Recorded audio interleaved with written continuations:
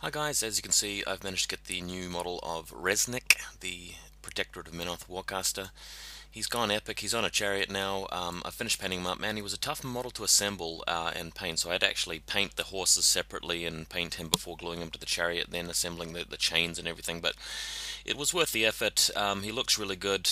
He's quite a good warcaster, well he's fun to play anyway, and has a great presence on the battlefield.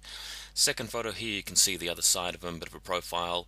One funny thing is that all my Menoth huge bases have got these broken bits of clay or rock on the battlefield, and it's very hard to manage or imagine Reznik having a smooth ride over them in the chariot, but it's all for show anyway, and I'm happy with the result.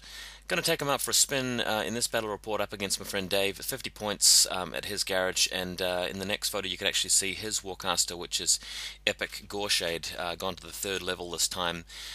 Dave's a great painter. He's done a great job on this miniature. As you can see, he's converted the face of it, which I think is a really good idea. The only thing letting this model down in the actual factory version of it is the face, the jaw, and Dave's actually put a sort of cloth over his jaw there. It reminds me of that classic PlayStation vampire game where you're, oh gosh, I can't even remember what it's called, Soul something, Soul Reaver, I think it was. On to the next picture.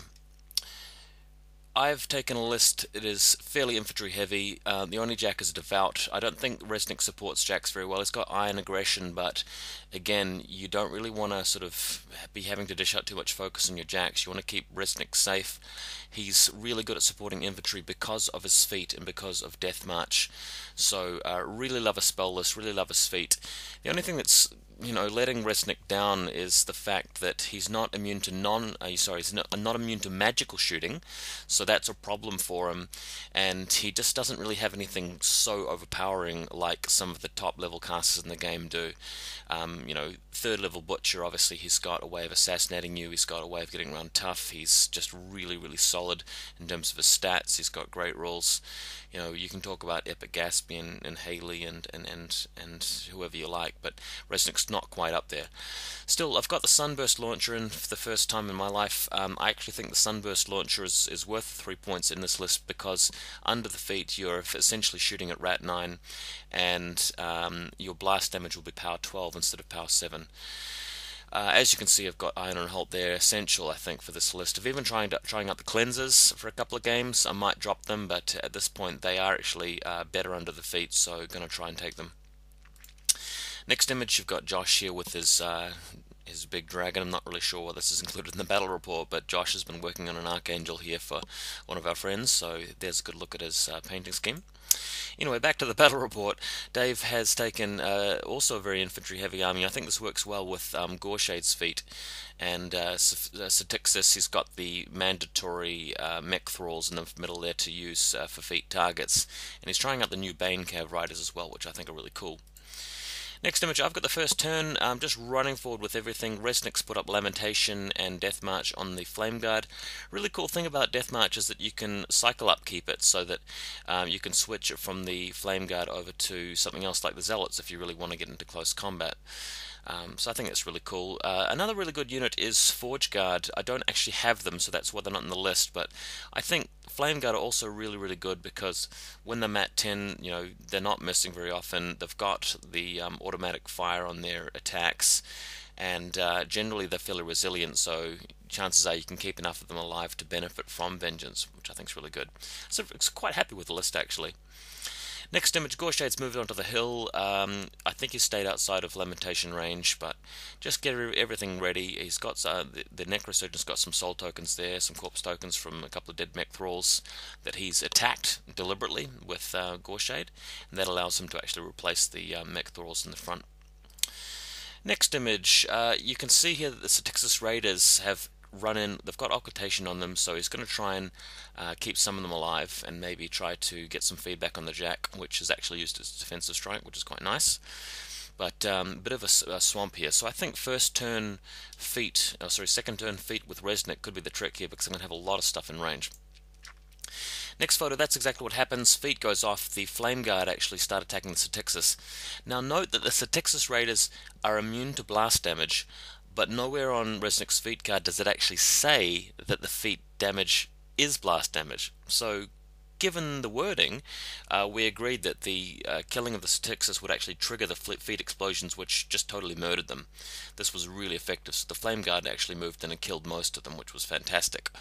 In the meantime, the Zealots, if you go to the next picture, have used their mini feet, and with Reznik actually catching a lot of the Cryx army in his control area, the Zealots essentially throwing it at Rad 8, if you consider the -2 that has been applied there, and their bombs are just doing such heavy blast damage under the feet, it's not funny, so wiping out most of the mech thralls, and I believe even one of the Bane Riders as well. And of course they can't be attacked next turn, which is fantastic. Next photo, here's the end result of that. You can see that all of the Styxus Raiders except for one of them has been wiped out, but more importantly than that, I've actually destroyed all of the mech thralls, so we cannot bring any mech thralls back into play. I think that's a small mistake on Dave's part, not keeping one of them back behind the hill, so that will make it harder for him to actually sacrifice models under Goreshade's feet. And the left hand flank's looking very good indeed, so firm control of this game having used that feat. Next image, Goreshade does indeed counterfeit. He's got the it's the Black Bane Raiders which run in here. They're incorporeal. I haven't got any magic weapons on this side at this point in time. Ayana's magic weapon ability only lasts for 1 turn, so this is the result. He blows up 3 of the Black Banes and freezes a lot of my army here, so that will slow down my approach, but I've still got plenty of models to play with, and that's the main thing. Next image here, the Bane Riders just moving around. They're not really going to be able to do too much at this point in time, except possibly charge through the gap into the Avengers, but I've got the Avengers nicely spaced out so they can do that counterattack there. Next image here, there's been a bit of a counterattack where I've moved the Avengers through, maybe attack one guy, but the Bane Riders are going to be able to retaliate here. I'm basically just trying to get him to commit, really. And on the left hand side of the field you can see the Flame Guard are fighting away against one of those flying bone chickens. And as soon as Vengeance comes into play, that's going to make a big difference. Next image here, he's got Infernal Machine up on this little scavenging guy, and that has been cast there by the Scarlock. He's also keeping the zone with that singular bone chicken you can see at the bottom left of the photo. But I have managed to hit his jack a couple of times and put it on fire. So with such a low armor value, that fire damage should do a lot as long as it doesn't go out. Next image again here, Reznik is just camping up a whole lot of focus. He's not worried about Goreshade. He's trying to keep Goreshade within control area for that limitation, because that's really going to cut down on Goreshade's options in general. So that's the plan. That rocket launch in the background there, Sunburst Ballista, has been doing a great job. Shot down some of the mech thralls to secure me that mech thrall elimination in turn 2. It was frozen in turn 3 though, by the feet.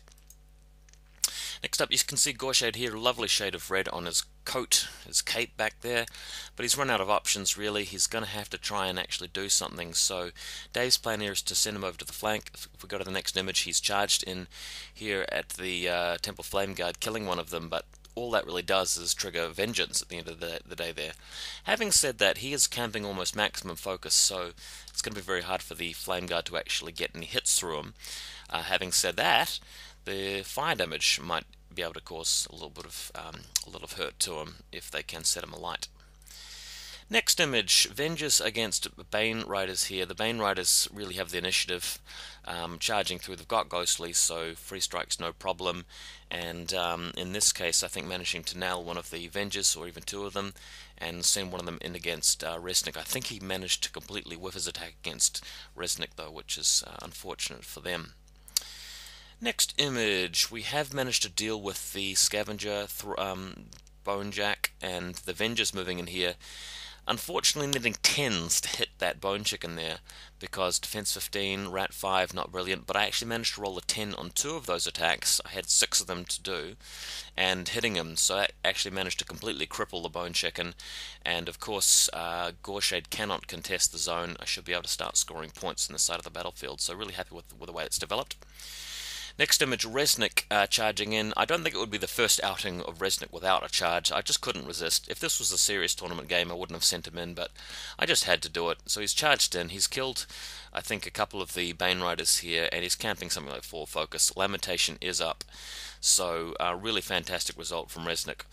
I did use one of my attacks here to try and kill Admonia, but completely missed, so that's really unfortunate, meaning that Admonia will now be able to actually get rid of my upkeeps, so this could be a problem. Next image, here's Admonia. She's moved forward, stripped off both upkeeps, Death March and Lamentation, doing a total of 6 damage, so 2d3. Just maxed out the damage on Reznik there. Devout still alive, but Admonia really playing the trump card, so to speak. And next photo, this is the last photo of the battle report. Goreshade has parry, or ghostly, or whatever it is, and moves out of the way here and actually fires a whole lot of siphon bolts at Reznik. Now, the plan here for him is basically to strip off all the focus and then attack me with the few remaining warrior models that he's got left. His odds of doing so are probably slightly higher than 50%. Now, I've made 3 mistakes, I think. Mistake number 1 was charging Reznik in the first place. I didn't have to do that to win, so I shouldn't have. Secondly, I shouldn't have assumed that I'd kill Admonia. I had a couple of reasonable attacks to get her with, but they both failed. And thirdly, I shouldn't have forgotten that Goreshade had Ghostly, so that's what happened. But as it turned out, Goreshade rolled horrifically badly on his attack rolls. He missed most of the Siphon Bolt attacks. Reznik, started the turn with 14 life and, managed to keep a whole bunch of them left by the end of it. If he'd rolled reasonably average on all of his attacks, he should have got the assassination, but didn't manage it. So Reznik obviously gets the win here. So really enjoyed this game, loved the battle report, really good photography here of the models, really happy with the way that Reznik looks in the battlefield, and I'm actually confident about his ability as a caster. I don't think he'll be winning lots of tournaments on his own, but he definitely has potential to win games, so hopefully we see more of him in the future. Thanks for checking it out, guys.